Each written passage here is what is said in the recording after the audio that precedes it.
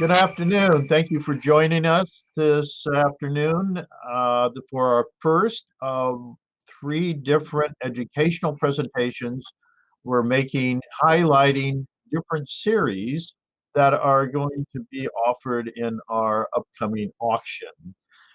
This one is very interesting about Hobo Nickels. And I have with me one of the foremost authorities on the series, Candace DeMarco-Kagin. Candace, thank you for joining us tonight. And I have a few questions. Hopefully, the audience will find this quite interesting as I do, because this is a very unique, interesting segment of numismatics, Hobo Nickels. So tell me, what exactly are Hobo Nickels? Hobo nickels are carved nickels. Most of them are on Indian head nickels, or some people call them buffalo. The carvers were hobos that traveled the rails as they went back and forth across the United States, migrant workers basically, looking for work. And many times as they were going around the country, they needed a place to stay. They needed a place to have a meal, hot meal. And this was started in the Depression era. What kind of tools were available to them that they could use these buffalo nickels and carve things from them? How'd they do it? They had a variety of tools, but mostly they were hammers, punches, knives. There were a lot of them had a little case that they built that they would place the nickel in so they could carve it more easily. Some of them used punches, and when you look at the different nickels, you'll see a variety of styles and a variety of characteristics depending on who the carver was, the kinds of tools that he used. So you mentioned some of the different carvers. Can you tell us a little bit about some of the more famous ones? Yeah, there's a story that might be true. It's gone around for quite a long time, and I think it's a wonderful story about a hobo, a young man by the name of George Washington Hughes. And when he left, he was the 14th child in a farm in the South, and they couldn't feed him. They couldn't feed any of the kids really. Well, he took off, and as he was riding the rails, looking for work and looking for a place to stay, he met another man whose name was Bert Wygant. And Bert Wygant sort of took Bo under his wing and showed him how to carve the nickels and pretty much kept him safe. Bo was supposedly a slight man, and Bert was a big burly sort of fellow. So he took Bert took Bo under his wing and showed him how to carve the nickels. And as they traveled around, they both got a lot better at carving. And some of the most expensive nickels are the nickels that Bert carved. And how he designated his nickels so that you would know that they're his is there's on the front of the nickel there's the word Liberty around the rim, and Bert would always take off the L and the I, and he would take off the Y. So it was Bert was already on the nickel. And his carvings are very, very nicely done.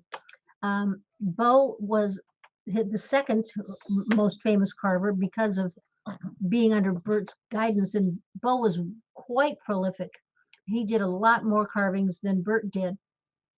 He did a lot of he did a series of himself on them as a young man, and then as he got older and as he got bald, they showed a very graceful aging of Bo as he got older. In 1957, he hurt his hand pretty badly, so he wasn't carving very much. So there's a distinct difference between the 1957 carvings, post 1957 carvings, and the carvings that he did before his accident. He also spent a little bit of time in jail. Not sure why, but he did get the use of his hand back during that time in jail. So there are a few that are known to have come from his stint in the prison. Interesting. So there are other Hobo Nickels, though, that also have some personality associated with them, right? That you give them certain names. Can you mention a couple of those? Yes, the original Hobo Nickel Society started in the 90s, and it's a group of collectors of what they call classic carvings. And those are the carvings of hobos that we knew that rode the rails. They are characterized by the specific style of a feature on the head, usually on the head of the Indian. And one fellow was they nicknamed him Peanut Ear. And there are quite a few examples of peanut ear carvings, and that's because every single one of his carvings has uh, an ear that looks like a peanut. So no matter what he did with the actual Indian head, sometimes it would have a derby hat, which is a traditional hobo carving. Other times he would put a Kaiser hat on it, but they always had his distinctive peanut ear. There are other ones that have skinny necks, and so they're called skinny neck. And what the original Hobo Nickel Society does, which is called OH&S, is that they will publish in their magazine, Bow Tales, maybe two examples of carvings on nickel that look very, very similar. Once they get three carvings that are similar, then they can name that particular carver. So we have weasels, we have peanut ears, we have Carashaws, we have Sam Francisco, we have Berts and Bows. What are some of the more valuable Hobo Nickels? Interesting question, Don. We've seen a resurgence in the original carvers, the classic carvers, meaning Bow and Bert. Bow's name, as I told you before, was George Washington Hughes, and Bert's name was Bert Wygand. A Bert of his girlfriend or friend named Elizabeth sold at auction this past year for $31,800, and that was in January of 2021. Previous to that, the record was a dicer that was done by Bow, and dicer is the carving that has the railroad car on the back, and that one went for 24,800, and that was in 2013. Additionally, have been a few others that have sold recently in auction for in the 20,000s. So their prices continued to rise, but the two most famous again are Bert and Bow, and I think historically Bert's have always sold for a little bit more than a Bow has. I understand there's a lot of non-classic or what they call modern carvers, and tell us about those and what one might expect to pay for those. I think there are two different modern carvers. Some of them were carving in the 90s, and one fellow, John DeRussa, has a huge number of carvings that he did, and they're really very nice. So those are modern carvings because they weren't done during the time that the hobos were riding the rails. They were done subsequent to that. But we also have an amazing group of new carvers, and they're definitely modern, but their carving is done with jeweler tools, and they're quite fancy, but they are beautiful. Some of them have copper and gold inlay.